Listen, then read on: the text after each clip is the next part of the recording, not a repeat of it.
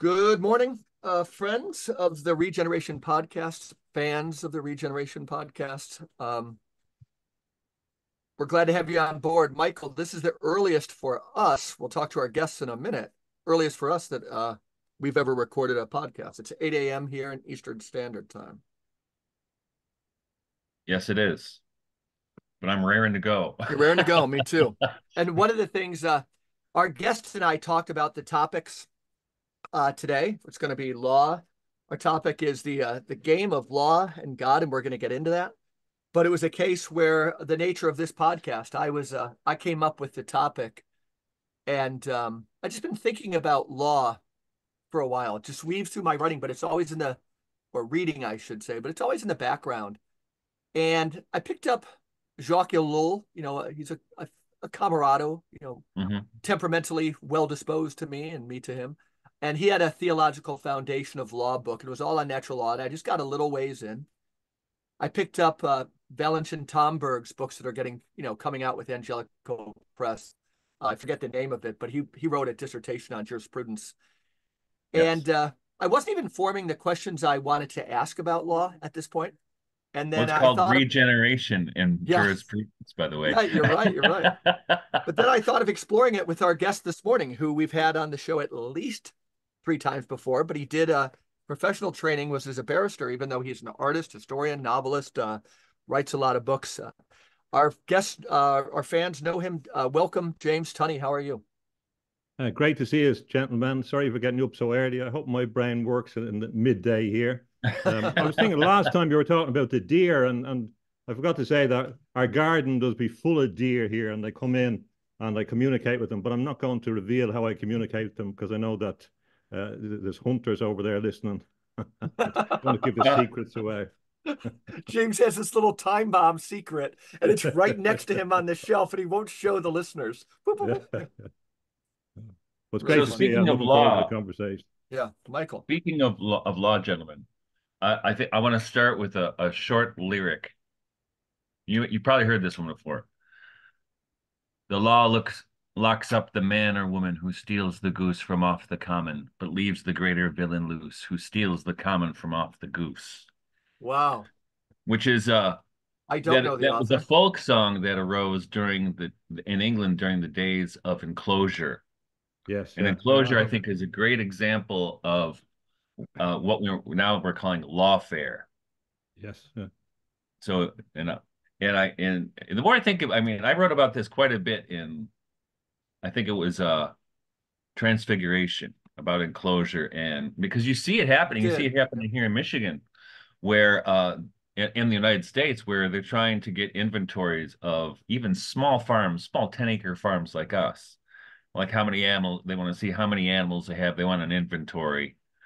Then they want to start tagging. They want to tell you which ones you can keep and which ones you can't keep, and then et cetera, et cetera. Then the other thing they do here in kind of rural Michigan, uh, you'll see these subdivisions suddenly go up in farmland. Well, what the reason they do that is because uh, they they get real estate agents get on the municipal boards and change the zoning laws, which then causes these subdivisions to go up, which causes taxes to go up, which causes farmers no longer to be able to pay the taxes on their land, so they're forced to sell. So the real estate people gobble it up in the developers, and it's all done legally. It's all legal. And we think about this, lawfare in terms of what's going on. And I know we're going to talk about what's going on in Ireland, which is disgusts me to no end, but also see it with, the lawfare term here in the States comes up quite a bit in regards to Trump and the events, the strategies of the Democratic National Committee to keep him off the ballot, so keep him busy with lawsuits, often frivolous, and it's kind of crazy, right? But it's all legal though. It's all legal because the guys making the laws are rigging the game in their favor. What a great I'm beginning. getting really angry during this Yeah, no, podcast. welcome to the Regeneration Podcast. I was looking for a way to explore. What an excellent beginning, Michael. No better beginning. James Tunney. Okay. Yeah, you get me going as well there. And coming from an Irish context, for hundreds of years, our view of law was antithetical towards the established law. So it's nothing new coming from an Irish perspective. To my expectations growing up were not fantastic. Remember that ongoing in Northern Ireland when I was young, the state were putting people in prison without trial and shooting them on the street. So we talk about the West and how liberal it is, but people have short memories in relation to Right. how despotic the West is, but also what Super important constitutes the point. West. Super Yeah. important point. Yep. Well, and then my grandfather singing songs down there, and the police come, you weren't allowed to, as well as all the other stuff they were doing. The idea that we've had freedom of speech for a long time, especially in Ireland, is just a fantasy. It's not actually true. So in some ways, it's just same old in relation to takeover Ireland, which is ongoing. My problem, and when you suggested a topic, I've tried to stay away from law for as much as I can because there's other things to talk about first. But really, you're right in relation to the centrality of it. Central. I don't want to start off with that topic first, the thing I know most about in a disciplined or technical sense. And I was always interested in the future of law. So anything that I studied, I was moving on to what's coming. And it got grimmer and grimmer, by the way. Yeah. But so in recent times, I'm trying to find a new way to explain to people what's going on because I hear people already who are critical saying, I don't know where it comes from. Or we've won. The game is over. They're on the run. And it's clear to me that they have no idea. Anyone that's No, saying right. that have not the least idea of Our what's friend going Guido on. Preparata would be saying you're 100% right, James. Yeah. Yep. They have no idea what's going on. They have no idea what's coming. And they're in a game. So the game is very important idea here in relation to this. So instead of talking about, or in the context of talking about the law, we have to consider it as a game. And I talked to a famous psychiatrist years ago. He's dead now. He's a very intelligent man from Ireland, very informed man. And I asked him for his kind of clinical judgment in relation to his experience of the legal profession. And he said to me, "It's a game, And I knew that, but it kind of shook me in some way, in a clinical sense, that the people he saw, the great professionals, were engaging in as a game. So this game context is important. And of course, both of you are very aware of our literary tradition. And I think it's why we should be looking back at literary tradition is to get some artistic signals about what the future is before they wipe it out. And of course, in this context, in relation to the game, we'd think of Thomas Mann and the glass bead game, which I think is a kind of critical description of the kind of intellectualism that goes wrong in many senses. And also, the Swiss connection is critical. Now, when I was thinking this morning, I was thinking about Switzerland as critical. If you want to know where the legal source of a lot of the rules and regulations are today, it's from Switzerland. And interestingly, of course, where is the Magic Mountain set in? It's set in Davos. Davos. Quite incredible. Right. People focus on the World Economic Forum, but they don't know anything about the World Trade Organization, which has been changing the rules and making the legal regime corporate friendly for companies in the last 2 decades. So, for example, you see this graph always produced by people about the magical, inevitable, increase in computer outputs, and it shows a graph going up. And the implication of that is there's something magical, inherent, and vital in the way that computer chips are growing, it's just inevitable. Yeah. They don't explain to you that happened for a very specific reason. In 1996, the Information Technology Agreement, coming from the World Trade Organization, Switzerland, which reduced to zero tariffs on 400 computer components, which explains why it was cheaper to produce something in Vietnam than it was in America. Tariffs so there's specific institutional reasons. And when you look back, you had the World Health Organization, again, you're going to Switzerland, you had the pharmaceutical companies, you have the pharmaceutical companies base, some of the cases in Europe about price fixing and whistleblowing relate to Switzerland, whistleblowers who talked about price fixing in Europe like the famous case with Stanley Adams, he's arrested in Switzerland and put in prison. It's as whistleblowers are, because he's ratting on the price fixing, the coordination between the companies across Europe. Pharmaceutical LSD comes from Switzerland. The World Health Organization, all the international organizations on migration, all the theories on migration, all the theories. We see the Swiss involved in this case in the European Court of Human Rights, which determines now that the state has to implement climate change in its laws. That was a Swiss kind of motivated. A recent proposal that was rejected in a conference in Nairobi in relation to geoengineering. The Swiss put it forward to have these geoengineering experiments, which are ongoing in the United States, which started little in the 60s neutral in Vietnam. Switzerland, right? I want to make this point really clear. If people are saying, well, what's happened? Look at Switzerland. The international currency, the changes are, I believe, ongoing now. I think that it's being discussed and being worked out by the various financial centers of banking in Switzerland. The center of NGOs are in Switzerland. So what happened when the British Empire began to change and the Anglo-American Atlanticist organization of military power began to change, particularly after the Second World War, they began to use Switzerland as a base to send out all these organizations to change society. Ireland has been changed by NGOs. I heard someone on one of the mainstream media saying, "Oh, the Catholic Church used to be as powerful in Ireland as the NGOs are now," and they were saying that in a positive sense. It's true. They've used that to engineer. A lot of it comes from the United States as well. There are even subtler things. In future, I hope to explore a hypothesis that the Tridentine Mass and the source of the Tridentine Mass changes come from Switzerland. If you look at the early studies of Jung, for example, Jung was fascinated with the Catholic Mass. He wrote about very sophisticated way, very praising of it. And later on, he's in communication with Henry Murray, the OSS in the United States, when they're coming over here. And Henry Murray is also very interested in, and they knew about the power of the Catholic Church. And then we see a lot of the changes, the St. Gallen Mafia, etc., as it's called, in relation to changes that coming from Switzerland. Now, I hadn't thought of that until you said it just a second ago, but it's obvious. It's not as if the Pope is surrounded by a Swiss guard or anything.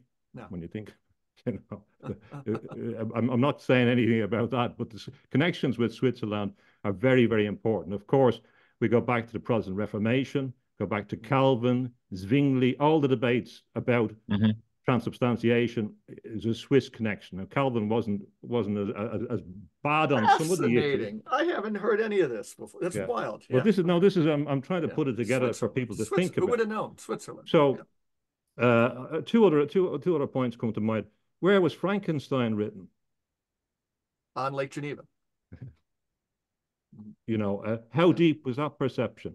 You know what I mean? So really, if you look at a lot of the modernization force, and I'll give you another example, which set me off about Geneva years ago. But you know the way some things are in little things. I tend to listen a lot and pay attention and not get involved in arguments if I don't have to, so I can understand a bit more.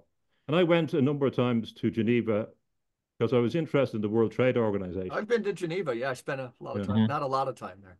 The first head of the first Directorate General of the World Trade Organization was Peter Sutherland. Now, Peter Sutherland, of course, head of British Petroleum, Goldman Sachs, EU Commissioner on Competition Law. If he's not the greatest globalist or one of the greatest globalists, I don't know who Peter was. Sutherland. I didn't know the name. Yeah, Peter Sutherland. And there's a funny little connection because my uncle was a politician and he beat him in a local politician, and I kind of had a big effect on him, so. Wow. Yeah. So anyway, I'm proud of that in retrospect. It was a divine sense. But when I was in Geneva, I remember talking to someone from an NGO. Now, this was just at the end of the 90s. I was there a couple of times at the start of the 2000s, so at least over 20 years ago. And he said to me about someone in Ireland that I know, he said, "Oh, he's very right-wing." And it was the first time I heard anyone using this language about how big it's come, politics in Ireland. So it set up, hold on. And I was thinking about what I understood And I'd read everything about fascism and this, and I was saying, well, how could this person who was a conservative, just a conservative Catholic, how could that person be regarded as, and it was kind of a far right, and it was utterly inconsistent with their political views. They can be conservative on cultural issues, but be very socialist in relation to the distribution of wealth, and this person was, and it registered already. And again, we see this direct spoke or the hub coming from Geneva. So the point I'm going to make to people is that all this stuff, whether Trump and Biden, if you think that anyone in the right mind thinks that Biden is running the United States, they need to get their head examined. Right. And likewise, well, you can take that for granted as the editorial line of the Regeneration podcast. And likewise with Trump, whether they, and again, who does Trump feel his thing? I'm not a real anti-Trump or anything like that, but in relation to thinking, now one might be better than the other, that's a different issue. But in relation to thinking that it's going to deal with these issues, and certainly in relation to international trade, and that he has been better, although he seems to be reading off the script on Iran. But that's another issue. I don't want to go down that rabbit hole. But the point being is that he fills his cabinet with Goldman Sachs, the same Peter Sutherland, the same crowd. So the rules that are affecting your, and also other, like Gavi and all that, are based in Geneva. So you can walk around from the World Trade Organization. Across there is the World Intellectual Property Organization that organizes all the rules, for intellectual property, and then the World Health Organization, and then the United Nations Council on Refugees, and then UNCTAD, and then all these. It's all there, so you can walk between them. So if you want to pull the strings between them, we talk about convergence of technology, but we don't really talk about the convergence and coordination of the regulatory system. So what I'm saying is that through the construction of the EU, people didn't understand when they joined into the European Union. It clearly says from the 60s that you're pooling your sovereignty. So the idea that your sovereignty was retained is wrong as long as you're a member of the EU.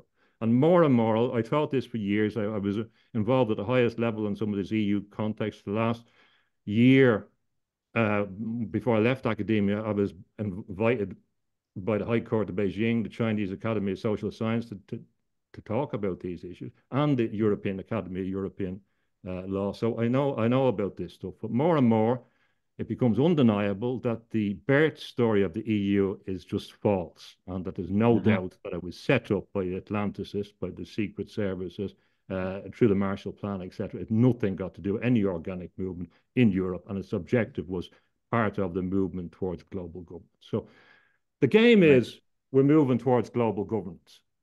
The construction of, that's the end. We're going to get, that's the means to the end. The object of the game, what you get when you win, is that you control human consciousness.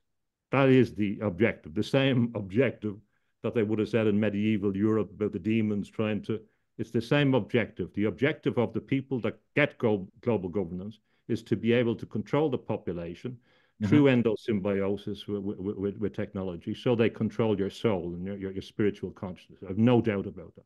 And the reason why the pharmaceutical, if we find this convergence of pharmaceutical stuff, CERN, of course, is another, and the other organization. I was going to mention that. That seems like the elephant in the room. The world. That's a hellhole of a country, boy. Yeah. So then you say, well, it was Tim Berners-Lee came up. Come on, a network of it all comes back. So the objective of the big game, beside all the things behind the scenes, is to control human consciousness. Anything that stands in the way, the New World Order, as we know from H.G. Wells, the family, the nation state, and religion is gone. So all the religious systems go at some point.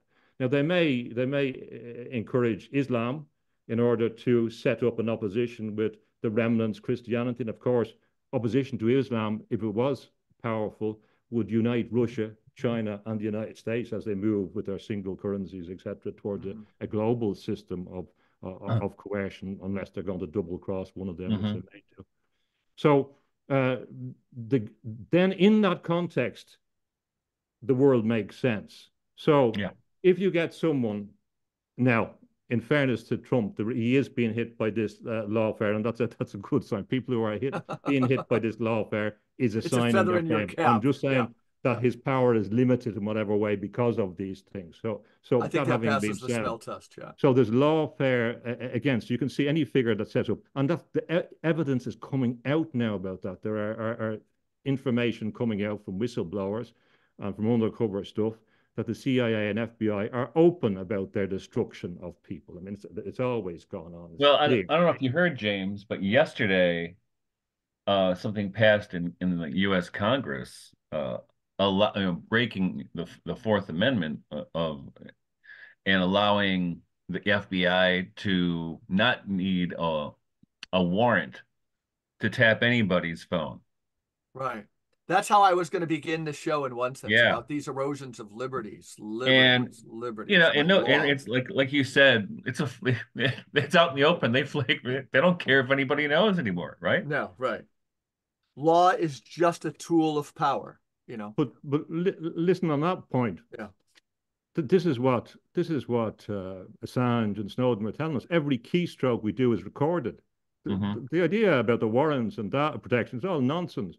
Everything we do electronically is recorded. The totality Yep. of. So they only maintain a front in the front of the shop for certain things, but uh, the the new world order is here. This is what people don't understand, and I Hmm. believe it really came into being going back to 1963. But it really coming now. The reason why it's becoming more evident in your face is Hmm. because they believe that the die has been cast, that we've crossed the Rubicon, And everybody's again. in, and all the systems are in place to take us over.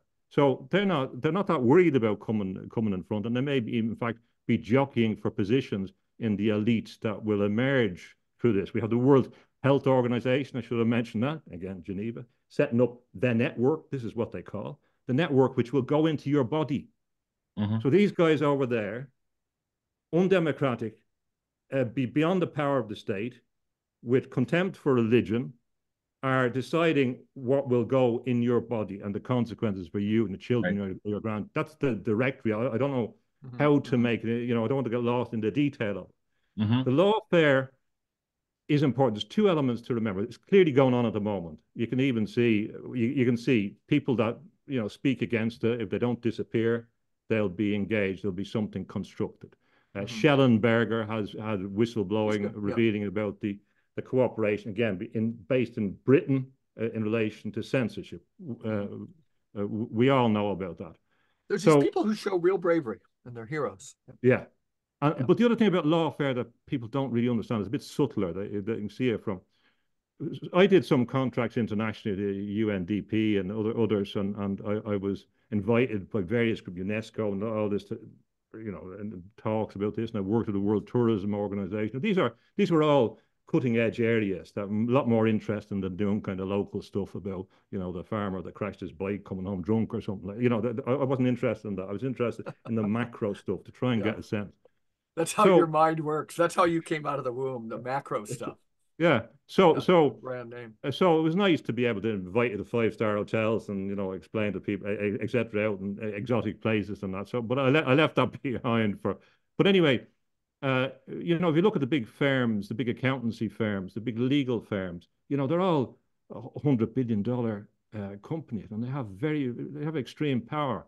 So if you're going up against them, they can destroy you like that. If they want to destroy you, they will destroy you. There's no doubt about it. The problem is that these big legal firms are the founders, particularly in the United States, were globalists. They set up these systems to establish the rules internationally, and they were globalists. Their disposition was Atlanticist to establish rules. So most of these big firms have a huge incentive for spreading the rules. For example, I'll give you an example. I was meant to go. I didn't go to Saudi Arabia as part of preparing the legal system. Now they have prepared a legal system to be tourist friendly, so that's why you have people going over to all the boxing matches in Saudi Arabia. So they Law. changed the Yeah. Yeah. laws, and you can see the Yeah. Tyson Fury's wife there. She's not veiled up or anything, watching the boxing match, etc. So the international force, its objective is to make the same thing, the Tower of Yeah. Babel, the one What a great language. example. You always say such profound things as an offhand remark. Same rules. Yeah. So those technical rules, you know, if you go into a hotel in any country in the world, you have expectations of how it works, but people don't understand where those rules came from, that they were, they were agreed. Another one, biggest one that I should have forgot about, based in Switzerland, the International Telecommunications Union, going back to the 1860s, going back to the time when, according to La Salette prophecies, a legion of demons was released on the world. That's the way I traced the timing to it back there. Now, even there's another book, funny, about the Antichrist, George Dillon, and he talks about Geneva as well in the 1880s when the international working unions were meeting in Geneva, and they made a big effort to separate the workers from the church and the Catholic teaching. It was a big effort in Geneva again. So it is just look at and study. It's a small place. Look at, study what has come out of Switzerland, and we will see what's happening. And so, what's the big thing that's where do you go if you want in Europe if you want to have a assisted suicide? You go to Switzerland, Dignitas. Now here is another important point.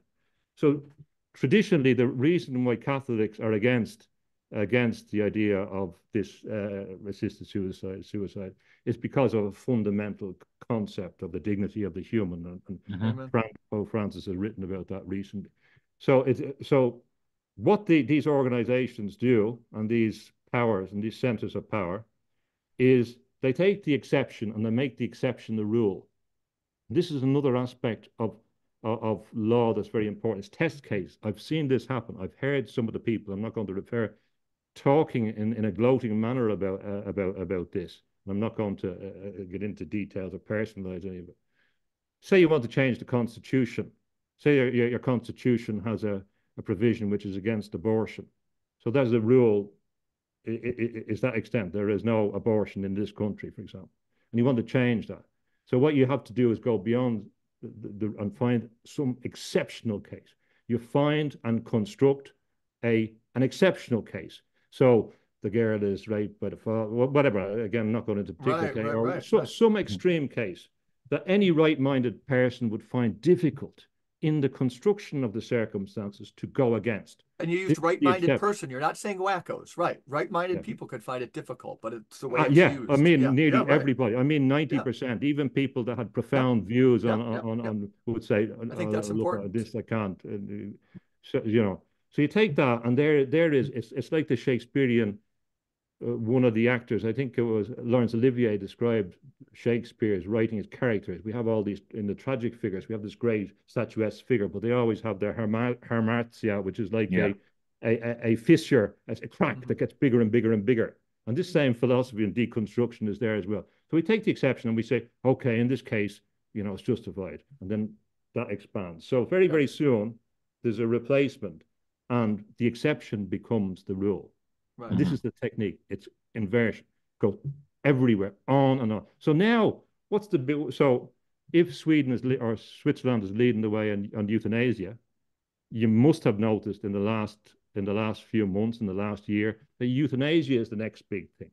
I've heard people that I know, ordinary people, say, "Oh yeah, I feel sorry for those people," and the Dignitas, of course, is the name of the organization. Switzerland. Now, I'm not criticizing anyone. I'm not.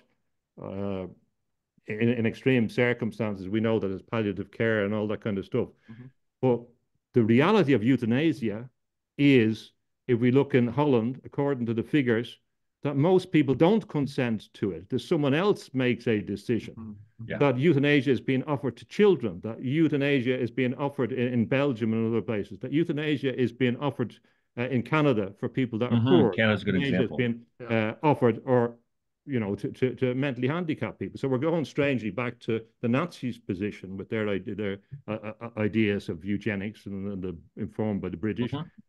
We have that, and it's getting wider and wider. So again, euthanasia is another Swiss-led thing. Oh, nice, clean, medical. So we're crossing in Ireland at the time of this recent thing on the family. Of course, the objective is to get rid of the family from the Constitution. It didn't work, thankfully. The people are beginning to wake up a little bit.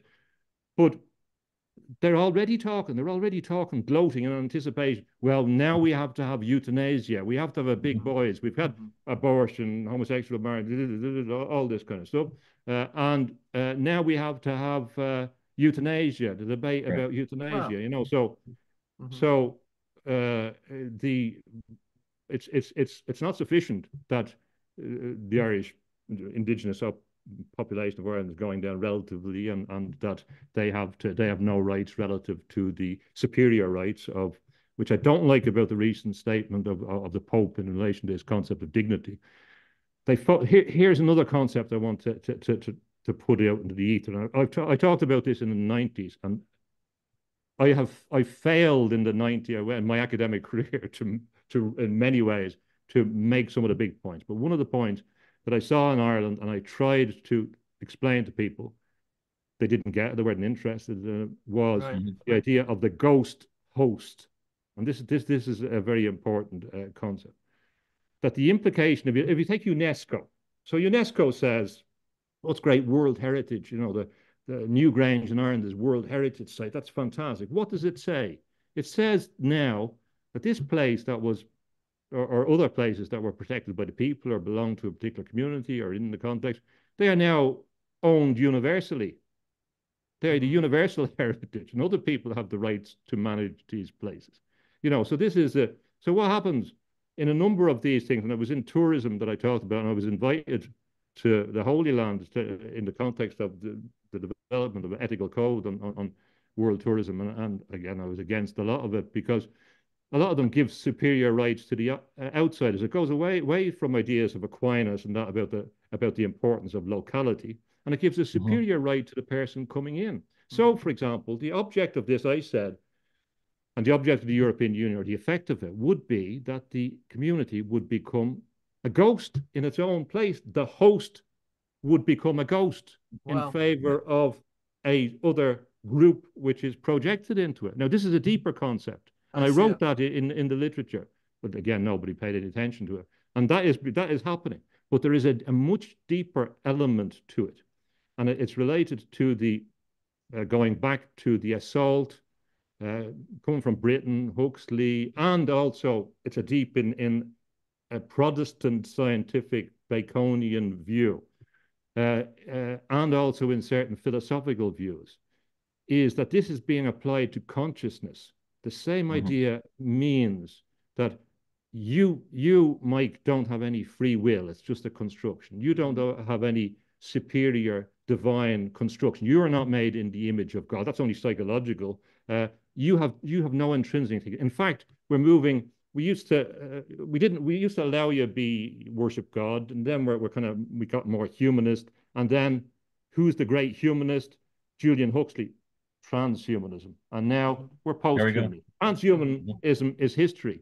So actually, you're a bit of a burden, you know. So you know, and as well, you get a bit old there. So this is it. The euthanasia is a perfect thing for you, and it goes on like that. And if you don't want to, we'll change you, or you can take this thing and be cognizant and consistent, and so I mean, what the implication of this in a deep sense is that the human is being turned into a hungry ghost in esoteric terms. And to finish off this point, that one's consent to it will allow one become a hungry ghost. So I heard I didn't know who the boy was, Cat Williams, that comedian that was going on about, you know, and he said, you're either on God's side or you're on the other side, you know. And one of the key points is all legal regulation, all constitutions, really, ultimately, going back to the codes of Hammurabi in ancient Babylon, they claimed authority from God. Moses is doing jurisprudence. He is trying to take what he perceives as the divine, or perceives the divine, and instrumentalize it. Well, these are the rules of the game of life. Just don't kill them. Just don't rob them. And you know, that's not much to ask.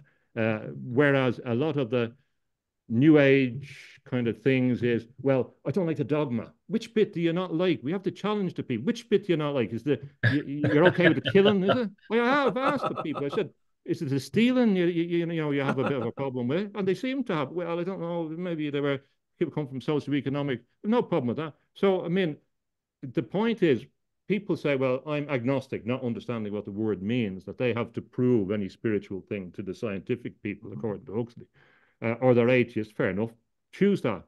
But you get nothing in there to give you a legal regime that's going to protect your fundamental There's rights. They're nothing in there. saying There's nothing not beyond the only do you human. have no rights, you're not a human. There's no such thing. This is what they're telling us. If we go back 30 years, we wouldn't have believed. And I read the literature coming out legally early on about transgenderism. I don't want to go into that, but who would have believed that people couldn't tell the difference between a man and a woman these days? Mm-hmm. Very soon, you won't be able to tell the difference between a human and a non-human. This is the problem. Is that a human? Are you human racist? Are you a speciesist? Sorry for going on so long, but you set me No, off. it's true. Now, I don't know if you saw it, Mike, but I wrote in my Substack the other day about the 1932 movie Freaks. I hadn't read that one yet. And well, in there, I mean, I was talking about precisely what James is getting at here. I mean, what we have in the current political milieu in the West in particular is a kinder, gentler kind of eugenics. It's not like the Nazis did. They're not going to line people up and shoot them and drop them into a hole. They're doing the eugenics long game. Yeah. And as James said, transhumanism is a part of that. Flies And trapped in honey and, is the and who's image. pushing transhumanism? Right. The World Economic Forum. Whereas 20 years ago, when I published an article about it in a scholarly journal, as a warning, people thought, like James said, when he was writing in the 90s, no one was paying attention, or if they thought I was insane or exaggerating. And I wasn't exaggerating because it's here right now. And I tell this other story. So this is probably sometime in 2012, right before we found out about the NSA building all these sites to collect data, right? So, like James said, what do you mean? Phone tapping. They've been doing it for a long time, right? Now they're just coming out in the open about it. But I was talking to a friend of mine, Martin, who at the time had like a alt news service online, alt news, and he would ask me to write things for him once in a while. And he had been in the foreign service when he first got married, so like 35 years ago, and he was in Greece. But I was talking to him on the phone, and because he's really politically astute, and I was asking, what do you think's going on with Obama or whatever I said. And he just stopped me. He said, Michael, I just want you to know there are people listening to this phone call. and and and we know they are. And this is 2012. And that's right.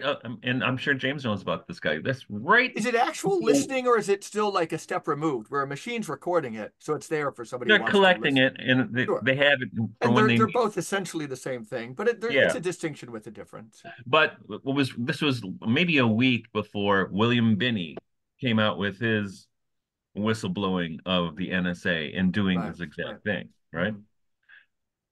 Mm-hmm. And they collect that stuff in case you get on the radar, then they go through all your stuff. I love how, like yesterday, when they're passing this again, repassing this tyrannical surveillance bill, that they say congressmen, we're drawn in to secret, for documents that are under lock and key to show that this same surveillance has protected American lives. So we're going to jack it up. And then the congressmen get to walk out of a room. So friends, fellow citizens, I can't tell you about it, but it's really dark. And so we're going to need to take away more of your liberties, right? And now they just do it so shamelessly out in the open. And one thing, James, because you're great at tying things in, is all those ways when you were using the image of Switzerland, a pretty large coat hanger too that I was thinking a lot of them could be tied into is like the primacy of trade law, right? It's almost like antecedent trade law, that we had all these things that were there before we thwapped on like the Constitution. And is there truth to that when you hear people talk about trade law, like the exploitation for good and ill? Some people would say the royals and so forth, but is trade law a pretty big one? I thought it was almost like the main arterial system of this Oh type of yeah, stuff. there's no question. What I wanted to do Yeah. Years ago, and again, there's a few things I wanted to do years ago, and nobody said, well, what's the point in that? For example, or not the libraries, the universities in Britain had the first kind of networks really that you could use, for communication. And I said, well, I wanted to set up a legal journal. And I did set it up initially, but it went nowhere because you needed technical support, where you'd have interviews and you could go and back and listen to them. So it was a podcasting, but people say, well, why would you want to do that? So anyway, and I did early on in the 90s use satellite, for teaching other people up in Arctic Circle and things like that. But trade law is critical. So I did also teach in St. Andrews in the International Relations Department, deliver a course in law. And my argument was the undercurrent in that was that you're making a mistake believing that it's about international realism, as they call it. This state's interest, this state, nonsense. Commercial interests, corporate interests are critical. You have to understand them. And here's another thing that they don't understand. That's big. Yep. So we can sit and talk about any number of people. We could have a discussion. You could pick them out, and we'd be able to, riff on that we'd be common from our having studied literature and theology or something. There's some figures more than others. But what if I say, tell me about the personality of the Hoffmann-La Roche company? Now, people talk about egregores and all these. They love all these stuff. But we're talking about actual entities that function as entities, independent of the personalities that survive. And they have legal personality. That means they can enter into agreements and have obligations, etc. The world is run by these big entities, but nobody can describe them. They have no sense of what they do. If we look, of course, at the history of politics in South America and say, well, here's this state, this happened, this was, and then we look behind and we say, well, the origin of Banana Republic and United Brands and the companies that changed all this. So it was the companies that were ruling the thing. We know about when corporations rule the world, but we have no grasp of the ability to visualize, to interpret, to imagine, to understand how they're behaving, where their malevolence is, or in Jungian terms, how they operate as, or to take his idea, as autonomous, kind of archetypal things on their own. Right. And these are the things that are ruling the world. And these are the things that people can distance themselves from. Oh, well, this is the company, but I'm only doing this. I'm only filling out this. Now, another principle which underlines the Nuremberg. That's just one interjection. That's like techno-fascism, right? The similarities between I'm just doing this is directly analogous to the bureaucrat that Hannah Arendt talked about, who was filling out forms in triplicate, putting on people, in trains to go to Dachau or soming, that type of but thing. It's also, but we're all implied communism now. as well. Right, it's the same. yeah. I mean, it's tech totalitarianism. Sure. It's the same bureaucratic. Now, when you mentioned about the itinerary of, the farms and all this, we can't be surprised about this, because if we go back to the Doomsday Book, I have a copy of an extract from it there, which is big. In 1086, the Normans come to Britain, key drivers in a lot of this modern world. And what do? They send out all the people, and they come to your farm, and it's there. I can tell who had how many hides on their farm, how many cows they had. In 1086, everywhere, all over the thing. In 1086, they did it. Wow. Why was That's wild. Why was Jesus born in Bethlehem? Tell me. They're moving around, the census, etc. Yeah, right. The idea that we have IBM and the Holocaust. How did the Nazis know where to get the Jews from? How did they know that there was 5 Jews in this house? Yeah. Because the punch card system that they put a question in the census. Now think of all the information that we have given up voluntarily. It's not, it's not even that they can just bang us in prison. They can. It's funny as well about prisons in the United States. 2 million population, 5 million under supervision. And the center of it in this increasingly supposedly secular scientific world are the penitentiaries. The penitentiaries, you know, explaining a corruption, a distortion of the exceptional situation that existed to help people become penitent in the past. It's kind of comical. So that intensive surveillance now is coming into your consciousness. It's like it's like we have the heart of darkness, and they're going up the rivers into the heart of darkness. That's your consciousness they're coming into. And the way, of course, they're doing it is with the niceness of Nurse Ratched in One Flew Over the Cuckoo's Nest. This was really on the ball about Nurse Ratched. Oh, you need to take your medicine now. We don't want to upset people. You know, it's just for your own good. She's behind glass and masks and all that kind of stuff. So again, it's Ivan Illich, and it's very much as another way it's called as well as death by doctor. The medical system is killing us. It's going to kill us. It's part and here's another insidious thing. Last point, insidious thing about this, and I don't think people have realized this. In a totalitarian system, to make it work, I want you, if I'm the boss, I want you to be doing the dirty work, even though you're a nice guy. I want you to be involved in it. Once you're involved in it, your hands are dirty. Well, then, you know, it's difficult for you to get out. So notice in this system, with experimental, which we won't go into all the details of that, but experimental things, excess deaths and all, notice how many people who are not really medical professionals who did that all the time were involved in the system. And a number of people told me, oh, yeah, I've been firing out this stuff. And I'm thinking, hold on, you're not going to be looking for, you know, you're not going to be looking critically at the evidence of the consequences of your action. And this is the way a totalitarian system. And in fact, you're going to be more incentivized to look at the evidence which says that it was a good thing. And you're not going to be objective about this.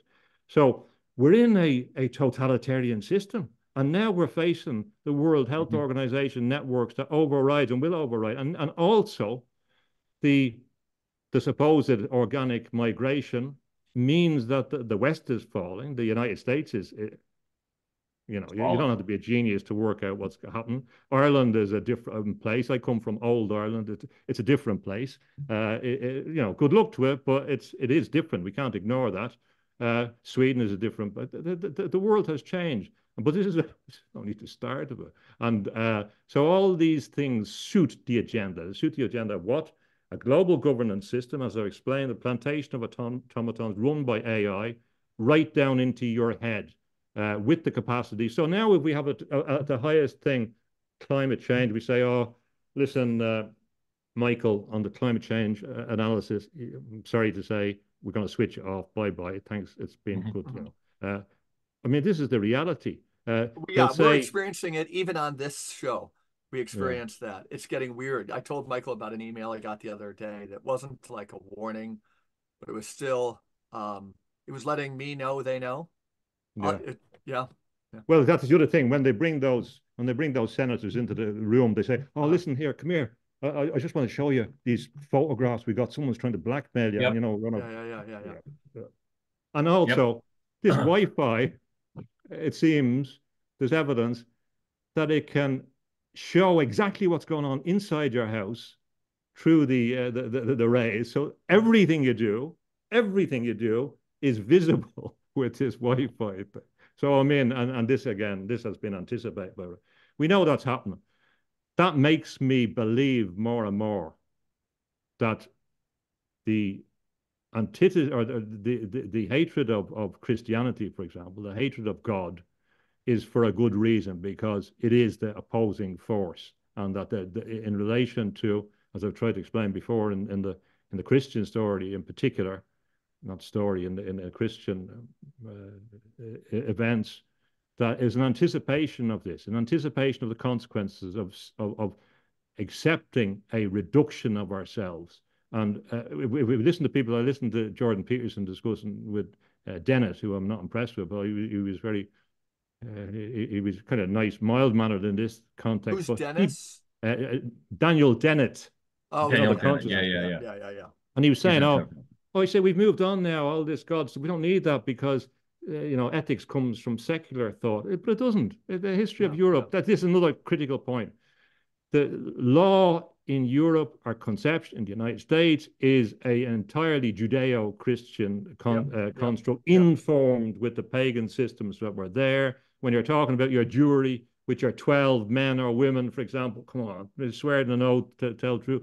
And if we look at some of these figures, for example, I don't want to go too hard, but Jordan Peterson at the time of the Kavanaugh trial, when you come down to nuts and bolts, remember at the time of the Kavanaugh trial, he said that the man should resign when they presented all this evidence at the hearing.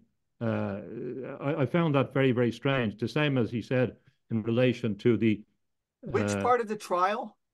Because I'm you know fairly familiar the with it, hearings, and I the lost Senate you. hearings when The they're hearing, going through, and Okay. there was a tweet I think from Peterson when this evidence began to come through, and he said, well, he should resign. I think the best thing. I said, hold on a second, this is inconsistent with a presumption. Where is the consistency on that? Okay. And similarly, in relation to the bit where he says, leave me alone and give me the old thing.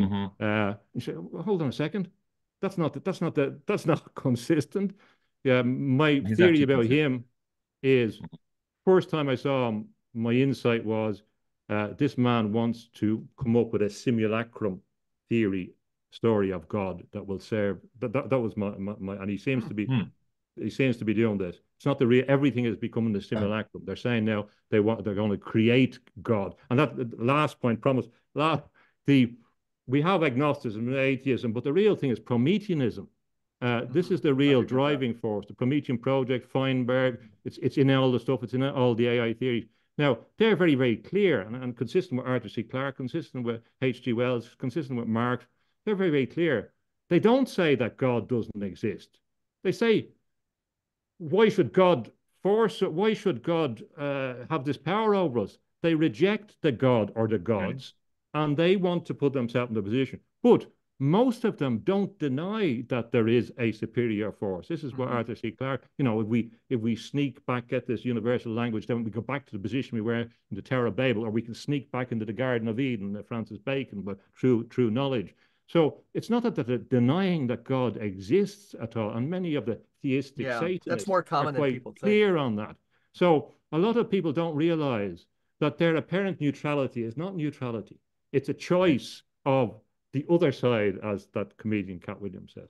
I apologize if I'm banging No, on. that's good. Yeah, No, No, we love the I, fire. We love the I think fire. this is absolutely timely too, because finally yesterday, the edition I wrote the introduction to of Novalis's Christendom or Europe just came out, and that was it. I was really, I mean, my publisher, I love him because he'll ask me to write an introduction for Thomas Traherne or for that. It was like my favorite projects, and in writing that introduction, I had to dig in. Well, I found myself compelled to dig into the history of the EU.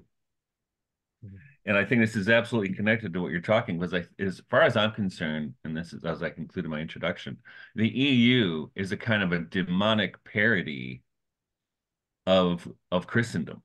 Sure. Yeah. And in fact, do you know the flag or the seal for the EU with the blue field with the stars and the circle? That's a parody of the Woman of Revelation, crown with stars.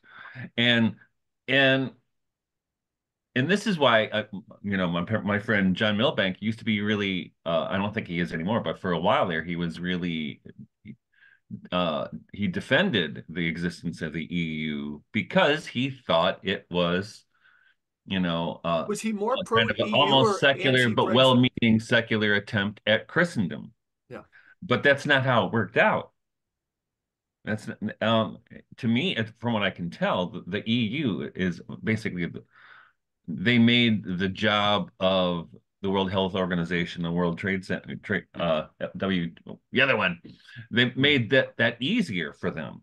Because if you had all those separate states in that small, in Europe with their own currencies and all this other stuff, that would make it a lot more difficult to impose these laws. And actually, who predicted this too was Vladimir Soloviev in the narrative of the Antichrist, where he This is back in 1900, where he predicted the United States of Europe.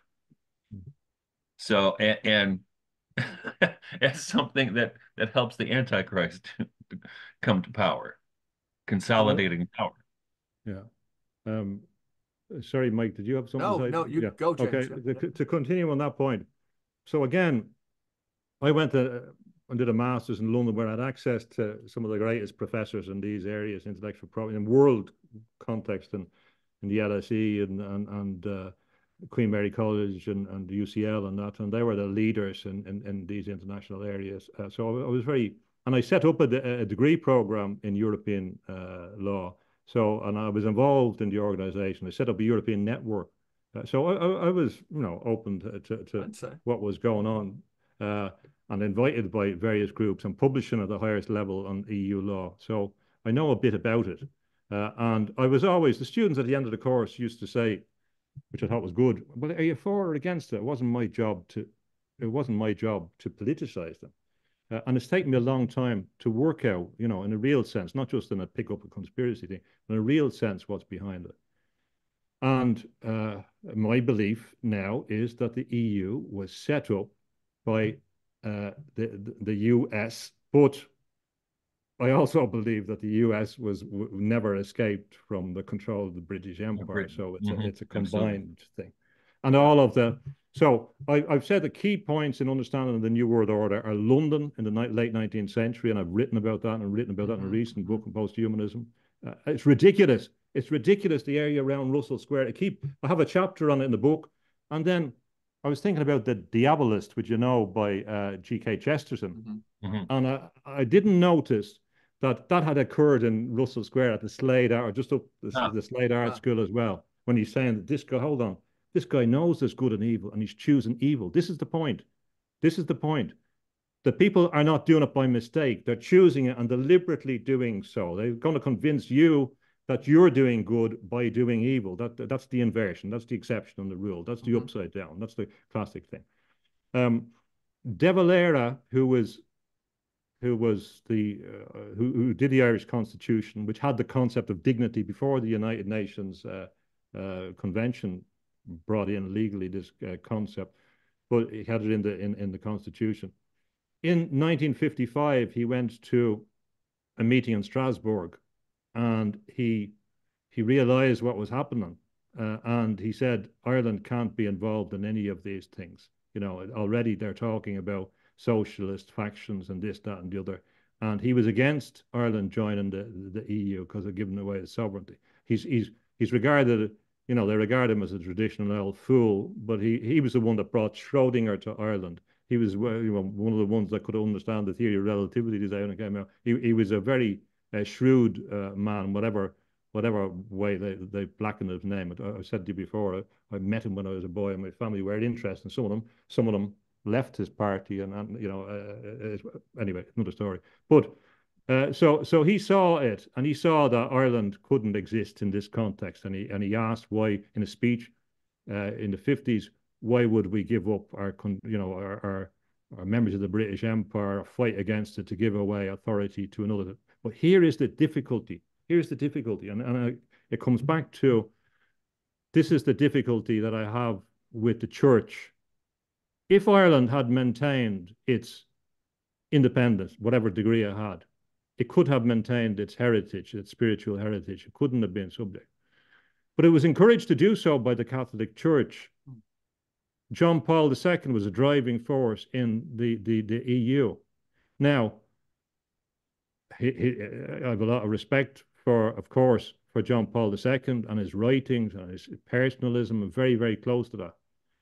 But what Malachi Martin's caution was that John Paul II did not understand the geopolitical thing. He took a gamble. The gamble was that he understood, and he talked about in the 70s in America, that we're coming into the New World Order, and people don't realize that, and the end of Christianity. So it was a kind of gamble that you do in a card game. Sometimes you say, well, I don't know, my options are great, I'm going to try this card. The card was to put a lot in with the EU and then have a conciliatory view with the Marxists from the Soviet Union. which Malachi Martin charts about the connection between Marxism and the church. And hence you get the change in the church. So Malachi's Martin objection to him, now remember Malachi's Martin, wide education from the Jesuits and PhDs, and he's not a man whose intellectual views should be dismissed. He was very, very clear that the church was being taken over and that the European Union facilitated this. And he laid that out in one of his books on that. So there is a big, now you could call that a tactical failure or a strategic failure, but it was a massive failure in relation to Catholicism. The word gamble. Use the word gamble. That's the most charitable way. Most charitable way. As Michael knows, Guido's book Empire and Church talks about other gambles it's taken in the 20th century that were, holding its cards with the gamble. Interesting. And here, so now it's taken me a long time being in it to understand the geopolitical thing, and also I had a privileged position, not because of the color of my skin, but because my family were involved. So I remember members of my family who are very close to some of these things, very close. Ireland is very small, and it was involved in some of these big things, connections with America, connections with Britain, connections with, and I remember them telling me about big figures, saying that person, talking to my uncle who was involved in it, and he said, that person, celebrate, I'm not going to go into who it was, that person is a fraud, and kind of, is he, it was kind of shocking in relation to, or that person who I knew, a big public figure, that person is a communist, and I'm kind of saying, is he, because you're told all the Reds under the beds, all this thing, it's kind of fantasy, and history has proven him right, and that was from the horse's mouth, as and absolutely authoritative to me. So I've seen this thing going on. People saying, "Oh well, Ireland was taken over, 5 years ago, maybe, or maybe back in 2012." It's a whole other story. A lot of what we think we know is a whole other story. Without going into major issues, that this might sound weird. But a microcosmic example of that, I think, is what happened to Bono. Remember the kid Interesting. I hadn't thought of that. I mean, Bono, because you look back because Bono and I are the same age. He might be 6 months older than I am. But when they came out, I was so impressed with here were kids who played decent rock and roll, but who openly professed Christ in a sincere way in a world that didn't like it. But then somehow he transitioned from that. They were anti-war. Somehow he transitioned from that to being the cheerleader for the war in Ukraine and being Bill Gates' best friend. How did that happen? I might not have known how bad he's gotten. Yeah. It's bad. Yeah, really bad. Wow. Well, I've never met the man, but he's. It'd take me a quarter of an hour to walk to his house from my house in Dublin. He's from the same area, the little bit posher area. Now, here's a question. It's just a simple question of fact. You know him that long. What religious group is he attached to? I can't remember what it's called, but it's not conventional. Yeah. Okay. Here's a funny thing. Here's not a funny thing. If my analysis of the origin of the global force is correct, it came from the Normans in particular, through the Norman establishment, through the Reformation, the Protestant work ethic, which meant robbing all the Catholic monasteries, through the Reformation. Is Britain a Protestant country any longer? Has that been successful? The force continues. It's a constant movement away from an idea of, being answerable to somebody. The empire grows in the United States, the city on the hill, Protestant thing. The Protestant thing becomes related to Israel, kind of spirit, the idea of the rapture, etc., which grows up at the same time as the Great Game. The Great Game, the Brits love games. The Great Game is to control, from across the Pacific, across Central Europe. Yeah. In that, Crimea is critical. The Holy Land is the most critical in the Holy Land. Afghanistan. That's why they're fighting out there in this Great Game. It's still the Mhm. same great game. So sending 30,000 Irish fellas out to fight in the Crimean War, quite unbelievable, after Mhm. the famine, fighting against Russia. They're still doing it, and Mhm. they're destroying the country. In the there is no Israel without the British Empire. Right. It's ridiculous, a ridiculous proposition. And in fact, the United States, there's evidence that they had that on the map long before it came out. So that Mhm. same dialogue. Afghanistan messing around. They're not messing around there to free Yeah. women or whatever. It's the same. It's the Laura Bush same. was not telling the truth, you're saying. Shocking. Well, it's the same. But here's the point. The A lot of Protestants are beginning to realize that they're against globalism because they know that it's wrong. But globalism and Protestantism have a very close connection. Again, Mhm. going back to Switzerland and going back to the great Yeah. cradle and crucible, the great Protestant Rome. And there is a very, very interesting connection. So they're looking at all these people. No, I find the analysis, oh, it's the Jew. I find that really ridiculous. This distinguishing between people who are Zionists and particularly Christian Zionists and blaming it on it's a classic argument that empires have used. I don't believe I've laid out a very specific pathology that explains and connects how Mhm. these things are surrogates of the distributed commercial force.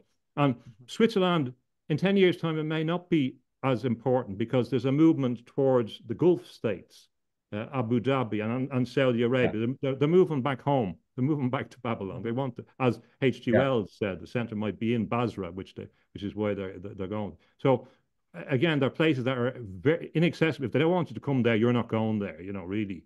Mhm. But it's shifting. It has different nodal points, including probably Shanghai and Beijing and other places.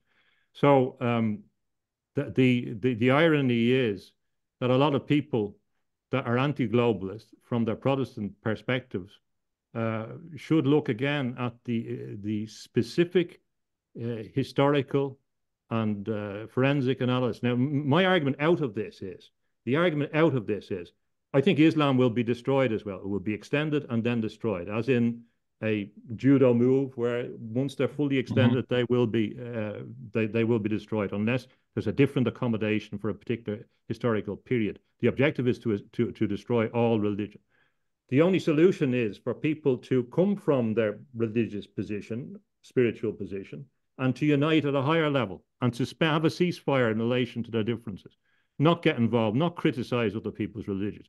Understand that we're going to be set up against each other and begin to, and with any atheists, agnostics, whoever that say this is wrong, I don't understand it, but I'm against it. Whatever groups, to understand that things like humanism have been taken over. They were taken over in the 30s. Humanism was taken over to be something else. It's not what you think it is.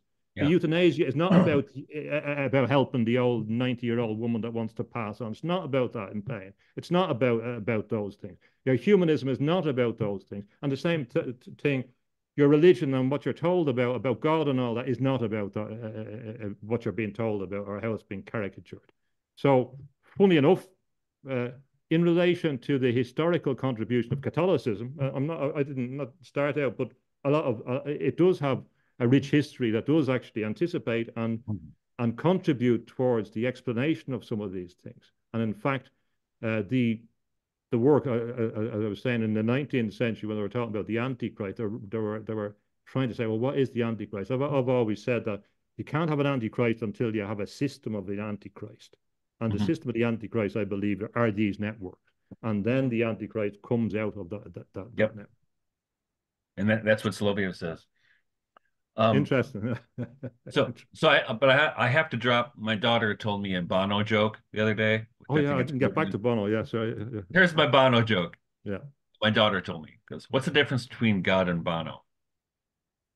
I don't know. Tell me the difference between God and Bono. God doesn't walk around Dublin pretending he's Bono." Yeah. It's But let funny. me get back to just to Yeah. finish on the Yeah. Bono point.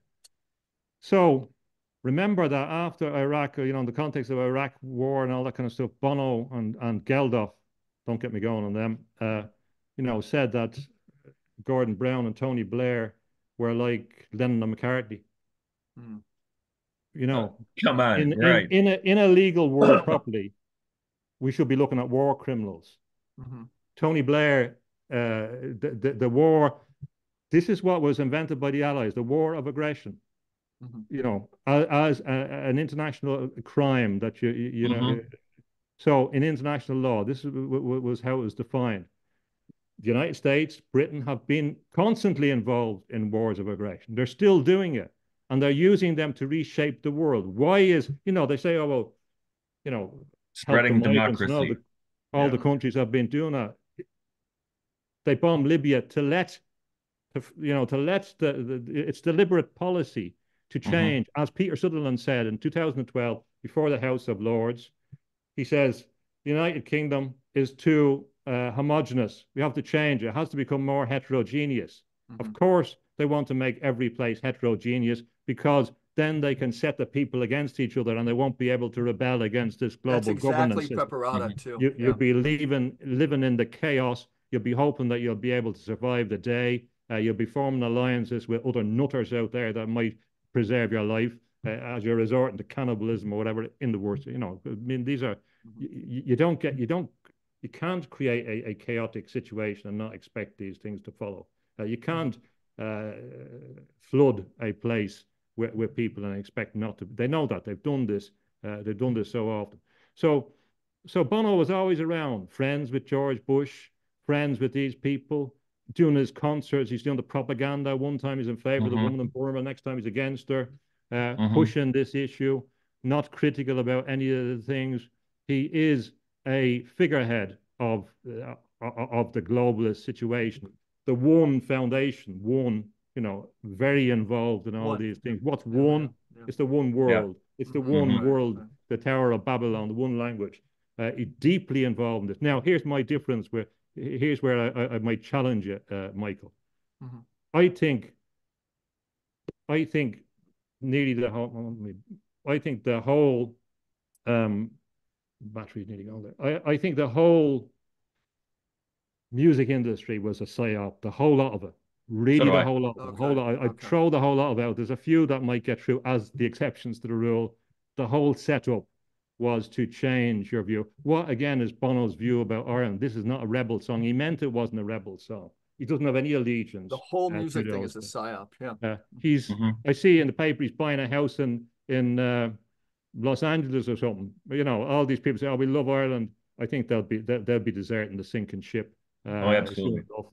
They Oh have the yeah, yeah, opportunity. yeah. It was complete fraud, and I part of my anger at him is because, well, I hadn't paid attention to U2 really since the mid '80s, and then Bono shows it back up on the radar. Like, what's he hanging out with Bill Gates for? Yeah. You I mean, know. I didn't like them originally. I remember getting tickets to the concerts and a lot of my friends liking them. I'm there from the start. I said no thanks, and a big concert. I said no thanks. I don't Mhm. really like them. And then I was interested and and listened to the and liked the music at particular times. There's some great songs, and that as you know, if you're Mm-hmm. I have some good songs, no question. But in relation to what they stand for and looking at the associations and looking at the story doesn't make sense. You know, well, I came over Mhm. this. It's and looking at the stuff about the environment and looking at the cost of all this kind of stuff, it just doesn't make sense. Every time they got an No, option doesn't. to be in favor of a globalist thing, they were in favor of it, Right. and they Right. are heavily invested. Now there is a possibility that a lot of these guys or some of these guys are just so either not very bright or bright but concentrated on the detail that they're not looking at the big issue. I don't believe that Do actually. you I think there's don't believe anything that. to, let's just say, and I'm not saying this is comprehensive, nor is it pre-thought, but just these people, just think of the US military. There's something, I write a lot from, a rootedness perspective when I write for Front Porch Republic, or I used to teach a college that used a writing course at college that used the theme of rootedness. But you get a sense that, so many people these military families just move people by design, right? And you lose an attachment to place. And that you take somebody like Bono, take him out long enough. I just think we become conductors for this new type of message. And we lose our ability we become non-conductors to a sense of place. Um, and there could even be a guilt sensation by not betraying your hometown. Nobody has to necessarily live where they were born. But, the role of the earth, because I was thinking too, James, this would be, I had mentioned at a certain point, we'll have to end in about 15 minutes at the latest because Yeah. I got to run to a funeral. But, some of my line of questioning, and I think that statement and what I might ask connect. But this Valentin Tomberg, he just talked about the degeneration of jurisprudence from coming from divine law to, a natural law, even down to just positive law. And now we just have mechanistic positive law. And that fits the framework of Sophia versus Araman quite well. But, lately, if we go back a few weeks, I think of Steiner, but I also think of like Owen Barfield, that somebody like a Tomberg could see nothing good about the French Revolution at the end of his career, nothing good about it. Whereas hierarchy, as I've been saying in recent episodes about like a Connecticut Yankee in King Arthur's court, even the first Middle Ages, hierarchy was implied. Michael spoke eloquently about how hierarchy can sneak into an otherwise harmless church conversation when it's had on church property. But so Barfield talked about almost a movement from hierarchy, and we think of Jordan Peterson, who would say if it worked great, the top would serve the lowest, and so forth. But still, I think it's just giving too much leeway to people battling it out, just eating only meat, and you still got to fight for the hierarchy. Owen Barfield talked about a whole new model, based on beauty, where the whole and the parts could relate. Look at the Sistine Chapel. You look at one part of a whole, and it implied, and we see that in holography. I have something of a question about, maybe the role of the French Revolution. We're starting to get divided between people who want to beat up on the whole thing, or was it a movement towards liberty, individual liberty and so forth? Because, as we move into this stuff, we're not looking for a great simplifying mechanism. And right now, I don't want to say great things about the French Revolution. You talked about Mary Godwin and Frankenstein and everything. If that sets you off for a little bit, I'd be interested in anything you say. I've been puzzling about that in my mind. There's a number of things that come up. There is an argument that came from a lot of these guys that were suspicious about the revolutionary movements. The revolutionary movements, all these, the Illuminati and all that kind of stuff. And I was thinking about recently in relation to one of these guys who wrote about the Antichrist, and he said that he was talking about Fenianism and Irish republicanism, and that's something that I know about. But when he was talking about the Young Irelanders, I was thinking, well, actually, you had the Young Irelanders, Young Italians, all these groups that came up at the same time across Europe. And if you look at it, because what we have to explain as well is, when I talk to my relations that were out fighting and shooting and all this kind of stuff, going back to the War of Independence and in jail and all this kind of stuff, they were Catholic, fundamentally Catholic, and they were exercising the right of self-defense, and they were protecting, so classic just war kind of scenario, and the right to the freedom of the nation. Because when Christ says spread the gospel to the nations, there were still nations there. He didn't say spread it to, So, but of course, in the last few decades, and particularly from the 90s, the Republican movement became Marxist. It could have happened before. That was taken over.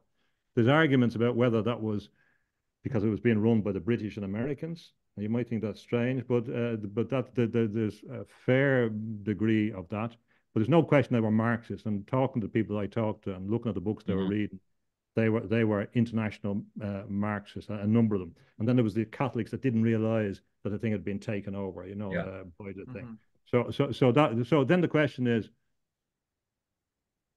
are all these movements, all these revolutionary movements, false? And there's a possibility that the answer to that is yes. And that's Could you be baptized is another relevant question, though. I see too many people rejecting liberty because so much of it has gotten co-opted, where it's possible the real thing for me is we got to baptize that. There's no going back. Walt Whitman, Goethe, there was this thing. It was beautiful. It's there in Shelley. Some of that is very stirring, I think, if we allow our humanity to speak. But I'm just not sure. And I'm not even sure of my question. Okay. Yeah. So that's why my belief is that there has to be mass movements of individuals who are not in structures, because the structure, the entity can become the dominant thing, and they're controlled. That's what because if we say about this liberty came from this political ideology, in most cases it didn't. They came from and England is a quite different example, as Burke showed. Yeah. Yeah, and Burke and Yeah. Dublin, etc. And also, if we think of Mary Shelley, she's also coming from a context where the Luddites are protesting against technology. We had all Right, these right, right. things going on. There was all these forces coming, which can't be simplified because the winners always say, "Well, look what we did. You know, we had this. Mm-hmm. It was us that gave you that liberty, and us." And the concepts of Mhm. liberty, and as Illich talked about the concept of life and that, they Mm-hmm. didn't come from there. We go back to the Magna Carta Yeah, when right, the, right, the right. Magna Yeah. Carta, when they're fighting against the king, the objective is to maintain power. So they're saying, hold on, the barons are asserting their right. They didn't come from this is Interesting. a false narrative.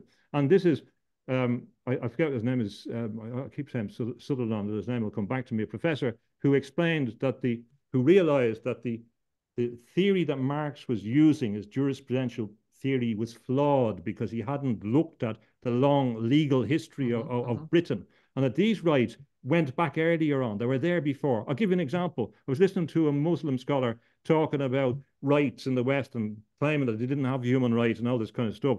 Otherwise, he was good on it. But in 697, Adam Naun had an international convention in Ireland to protect the rights of vulnerable women and children in war in Super important. 697 Mm-hmm. Mhm. before so the concept of the Brehon law, which existed in Ireland before the common law system ever happened, had a system of compensation if you're injured in the blacksmith. We could tell this was what the family had to pay. Mm-hmm. So these sophisticated, the idea that they were invented by the later on the concepts of liberty is a false narrative, Right. and they didn't get more liberty after that.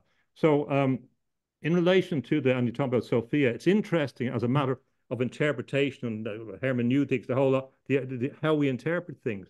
I'm fascinated again with different Catholic, Protestant, or how we interpret sacred scripture, and it's very, very interesting in the Marian apparitions. That a thing that comes to me is, so of course the Virgin Mary is criticizing the church, and she's saying they're leading you to hell. You know, Mhm. the priests, or some of the priests, bishops, and we take Garabandal and cardinals, are on the road to perdition. And this goes Mhm. back to La Salette. It goes through nearly all of them. Mhm. And she says, listen to what my son says. And I think that's critical. Listen Yeah. to what my son says. So, as a mediatrix, the rule of interpretation and the logos, is saying, look at what Jesus said.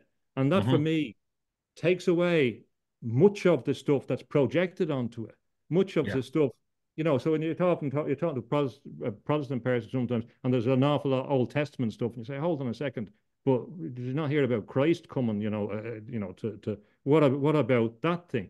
And the Virgin Mary and the Sophia kind of element as well says, look at this thing. And that also, the idea Mhm. of the remoteness, the apparitions in the hills, in the mountains, away from the center, close to nature, is in some way, for me, an indication of the next phase. It's the next phase of the post-centralized thing, where it Mm-hmm. will be different. And even, I suppose, the concept of Exactly. the Whoa. rosary, and that is concentrated thing that you can do on your own, that has its power in the thing. So I Beautiful. don't. I appreciate the advances, but how is all these advances that we suppose, all these progressions, all these Mhm. liberties, they don't exist.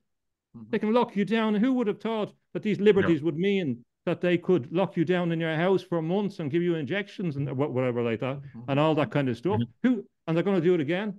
Where are all these people who have these liberty? They were telling you to be locked up. They were telling you should be in a concentration camp. This is what these libertarian, or the people with a certain concept of liberty, were saying. I So don't believe it. where is the people who are speaking eloquently of liberty now, like you, like yourself? Where are they getting their juice? Are they getting it from like the Catholic Church? Like, is there something of a commonality? Those that have tried to preserve their language of liberty, so we can distinguish between the Magna Carta and say the French Revolution. Um, but there's something about the land that I think is implied here. And I'd be interested in the question of those who kind of survived. Michael mentioned Naomi Wolf. Well, I was Where did these people take their cues? Some of this American instinct, just these kind of randos, the hated white working class. there's something pretty neat, and they're not going back to even despite their claims of Christianity, I'm trying to figure out their fuel a little bit. Go ahead, Mike. Well, no, I was going to say is what James is talking about here. That's precisely the take home from Novalis's Christendom or Europe. Say more. Is that what it's it was interpreted by a lot of people at the time, and in fact, it wasn't even published for the longest time after he died, because they thought it was kind of a reactionary return to Catholicism and the Pope and hierarchy, which it wasn't. What it was a return to was a small is beautiful Christianity. And that's what you're saying in And I, common with and I James. think Yeah. the ancient Yeah. Celtic church was a great example of that because, as I said, it was close to nature. There were no urban centers. Hierarchy had a much looser relationship to the faithful, and it was so far from Rome that they didn't even know the Pope existed, so which allowed it to grow organically in a wholesome way. Yeah. And it was only later after the the the ecclesial power structure had a stronger system. System is the word, right? That Ireland changed. Yeah, James, where take it us came home for from. 5 minutes or so.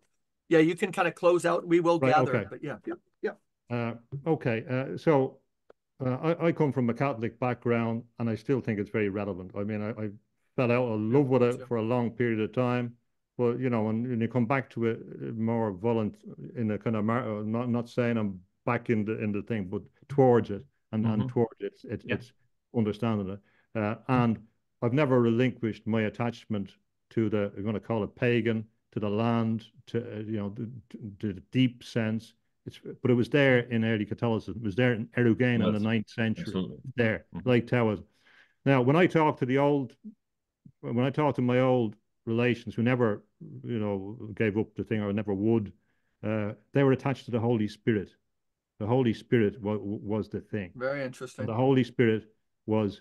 And when I went to Garabandal and I met Jacinta, and she presented a cross to me, and so I was trying to concentrate on what I perceive when she presented the cross to me, because this is a cross that's supposedly kissed by the Virgin Mary. Mm-hmm. And what struck me in that was I did have a definite feeling or sensation or ontologically real thing, and it was that all of this stuff is above words. It's a power, it's a force. I know it sounds simple. We know that Yeah, yeah, ineffability, yeah. but this is the whole holy force. I think Irish people had that, and I think you could see it in their eyes up till recently. I'm seriously mean that.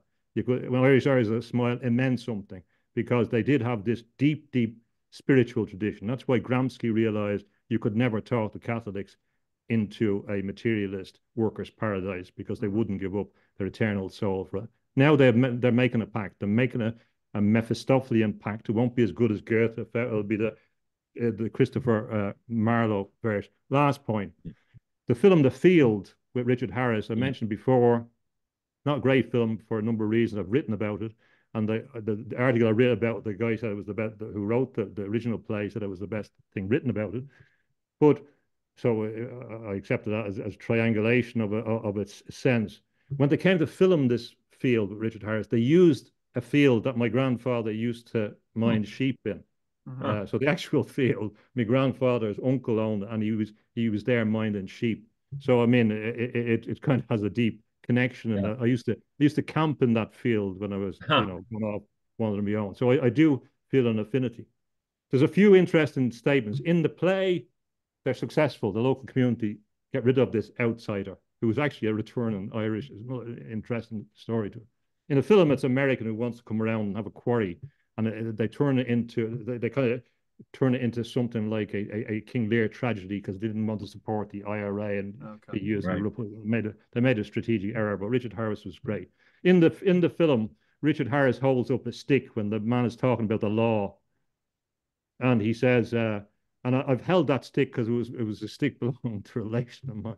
And he says something like, "You don't understand, Yank. This is the law." The stick, force. That's what Mao Zedong says. Political power grows out of the barrel of a gun. Ultimately, we're talking about a battle of force. The authority to make rules comes from who has the power to do so, the military force to make the laws. That's why there's no international law that brings these, the Atlantis criminals to court, because they are the ones that are making the rules. They set they set the game up. And also in that was a deep attachment, which I related to the indigeneity of the Irish people, that they had that connection to that land for hundreds of years. Now, this generation and other countries have said, you have no right to that land. You have no right, you don't have any attachment to that land, and you can fuck off, basically. And the Irish people have some way accepted that. And they say, well, because your families were scattered all around the world, you have to take in other people and fuck off again. Sorry to use the language. No, really, this is what it is. Okay, I've accepted that. That's the way it is. I don't want to be using bad language on your thing, but that's literally what the consequences of it is. And I've accepted that. The people have chosen that. They've made that Mephistophelian pact with the people that are telling them that. It's a big lie. It's a rejection of the connection with the land. It's a rejection of the connection with God. And they're going to suffer from it. They're not going to suffer just one generation in the short term. They'll suffer, if you believe in a much deeper sense, because of the connection with rejection of who they are, rejection of a connection with the land, rejection of a connection with the divine source, believing that you're a materialist being. They're selling you that thing. They're selling you that vision. So it's now they're trying to do that to everybody. So Ireland is lost in that context. It's not going to get it back. It's too late in many senses to recover that, unless they have something like a new Israel, which brings back all the diaspora in the future. But really, it's the key element is that this force of the Holy Spirit, whatever way you want to interpret that, is a direct force that operates on you as an individual, that you have gnosis about, that this is a real thing. It's not a thing written in thing. It's a real force that connects you to the land, that connects you to your people, that connects you to community, connects you to other people, not just a stranger coming in. Of course, Christianity is based on loving the stranger, but you don't bring in an NGO to help the man and as a good Samaritan or the person that's sick. You do it yourself, but you don't relinquish, you don't sacrifice. You can sacrifice yourself, no greater love, but you don't sacrifice all the people around you. You don't sacrifice your children to a medical establishment. You don't sacrifice your family. You don't sacrifice your community. You don't sacrifice your country to this manipulated vision that's suiting the Promethean forces. So the Holy Spirit is there. The Holy Spirit is there. It's a real thing. It's ontologically real, and it will persist after you die. In my belief, that is my belief. It's above the pointers in the words. The words are insufficient, as we know, to point to the logo. They're only pointing to it, but don't point in the wrong direction, and don't go off in the wrong direction, and don't be convinced that you're merely a liability by misanthropic people who are running a mechanistic system that wants to destroy you, your family, your heritage, to own and turn you into a butterfly, as Elon Musk says. So that's the end of it. I know you have to go. James Tunney. Apologies for the strong language, but no. You have to express what a great yourself. Ending. It was symphonic in its ending. And the great news is it's an ending without an ending, because James Tunney, I hope this conversation, which is always ongoing, continues. Yeah. Thank you, everybody, for listening to the Regeneration Podcast. Thank you for your time. I appreciate that. And good luck. Great to talk to you, Michael and Mike. And I really enjoyed the conversation. God bless you both, and we'll talk to you soon. Thanks. Okay. God bless.